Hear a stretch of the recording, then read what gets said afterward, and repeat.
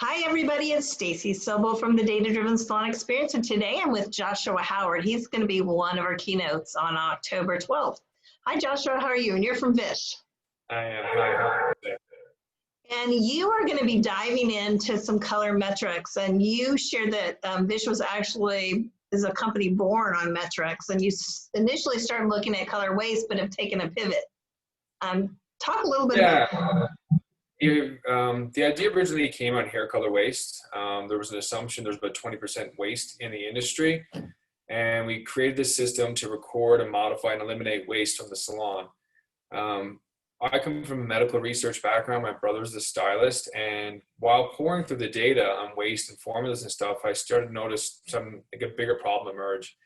And I asked him, I was like, why do salons not make the same amount of money on every service? And he's like, well, what do you mean? I'm like, well, the profit margins are all over the place, and they typically only make money on bleaching services because the product cost is low and the service price is quite high. So we started to unpack that some more, and then we quickly learned that there was a problem across all salons. So there was a lot of variability in profit margin for service. And then we looked at the individual stylists. What we found across the board was senior stylists use half as much product as a junior, and they charge twice as much. So the profit margin for the individual stylist was also like incredibly varied. So we started taking that data. Eliminating waste is great. And it actually is about 25 to 40% of inventory is often wasted.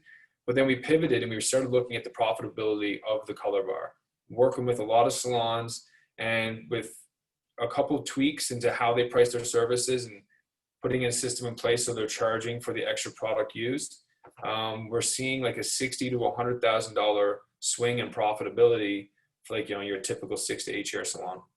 That's huge. When it comes, and especially now when salons are struggling to get back on their feet, but that kind of that's like magic money in your business. It's just there for the taking. It's huge. So like a lot of salon owners, they have no problem getting clients coming back. They have the whole experience mapped out, but their profit margin just bounces around month to month. So that $60,000 to $100,000 goes directly back into the salon owner's pocket. And that money, of course, as we know, that ends up going back to the staff, and it gets reinvested into the business and enables them to grow.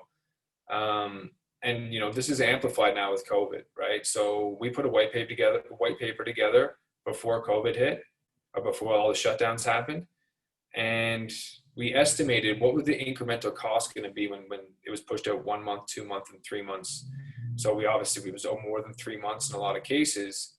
So salons using our system actually strengthened their profit margins when they came out of COVID, versus a lot of salon owners, they really got hit hard because they sold gift cards, reduced capacity, and then they had a lot of PPE.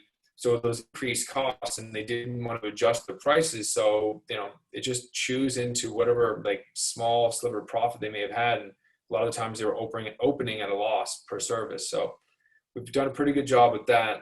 And what we're really going to talk about is, so what does the new world look like, and how do you charge for hair color effectively? Because we're seeing a consumer behavior post-COVID as normally they would come in at every 6 weeks, but maybe they're coming in at 8 weeks or 12 weeks. Very hard to manage from a client-to-client basis. So we work with salons. We make sure that they understand what's happening in their salon, and then we configure our system to ensure that their profit margins are protected no matter how long a guest goes out. Well, it promises to be a fascinating conversation. I know that you're also going to share some of those white papers through our portal, so people have access to that information. But thanks, Josh, for giving us a preview, and we look forward to October 12th in your session. Me too. Thank you so much.